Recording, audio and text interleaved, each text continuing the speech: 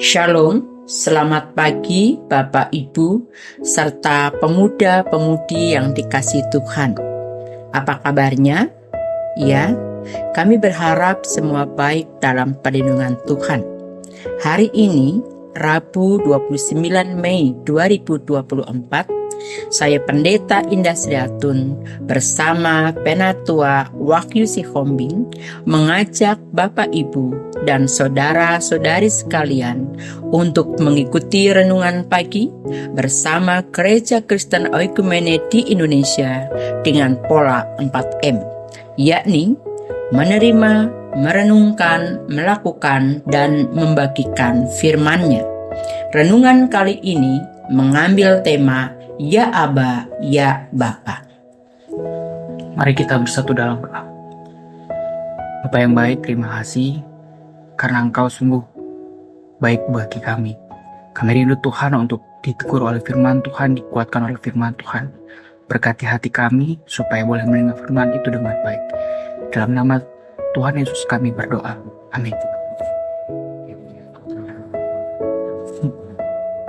Mari kita menerima firman Allah dengan tulus ikhlas melalui pembacaan firman Tuhan yang diambil menurut Galatia 4 ayat 6 yang berkata, "Dan karena kamu adalah anak, maka Allah telah menyuruh roh anaknya ke dalam hati kita yang berseru, Ya Aba, Ya Bapa."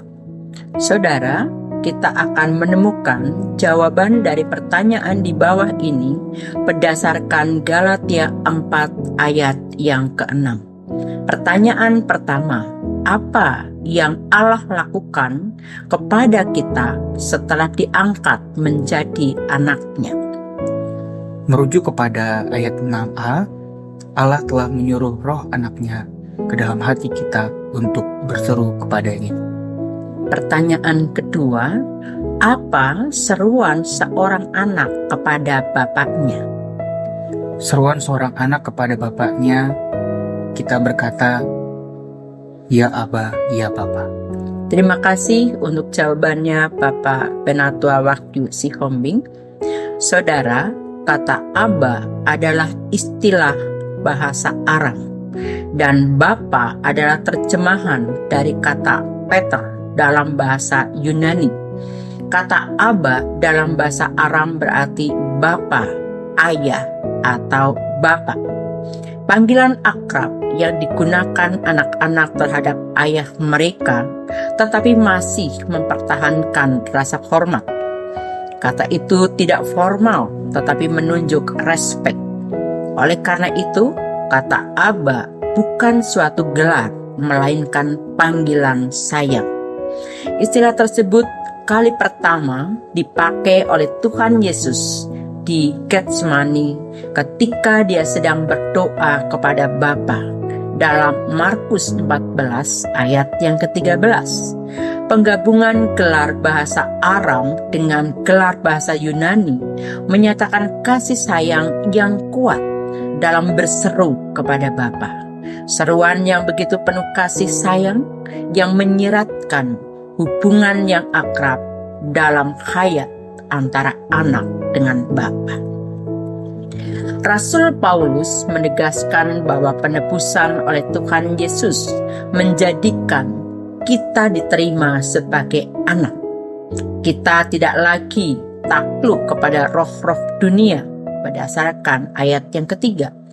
Karena kita anak, maka Allah telah menyuruh roh anaknya ke dalam hati kita yang membuat relasi kita dengan Tuhan semakin dekat dan penuh cinta. Kita sering menyapa Tuhan dengan sebutan Aba, Ya Bapa, melalui nyanyian atau doa kita. Sebutan itu menunjukkan rasa kasih dan hormat kita kepada Tuhan.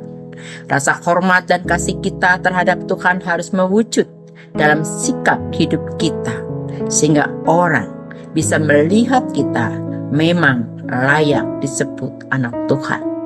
Segala dosa, sikap tidak mengasihi sesama, dan mengikuti apa yang diinginkan dunia harus disingkirkan.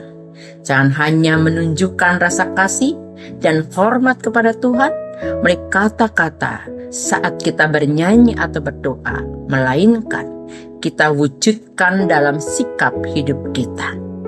Jika hari ini kita menyapa Tuhan dengan hormat, tetapi masih hidup dalam dosa dengan suka berbohong, memusuhi teman, bahkan tidak menjaga kekudusan diri, berhentilah. Karena itu, marilah kita hidup sungguh-sungguh sebagai anak-anak Allah, hidup baik dan benar. Mari milikilah hubungan yang intim dengan Kristus karena Ia adalah Bapa kita. Kemudian bagikanlah kepada keluarga kita, sahabat kita, saudara seiman di gereja, para pelayan Tuhan, dan setiap orang yang kita kenal untuk memiliki hubungan yang intim dengan Allah.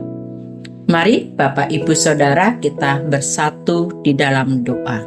Terima kasih ya Allah, dikala Engkau mengizinkan kami untuk memanggil ya Aba, ya Bapa, karena kami rindu bahwa Engkau mengurapi kami sebagai anak-anak-Mu, dan kami memanggil karena Aku mengasihi dan mencintai-Mu seumur hidup kami. Dalam nama Tuhan Yesus Kristus kami berdoa. Amin. Terima kasih Bapak, Ibu, Saudara-saudari yang telah mengikuti saat teduh bersama GKO Kristus Raja Bekasi 3. Selamat beraktivitas, Tuhan Yesus memberkati kita semuanya.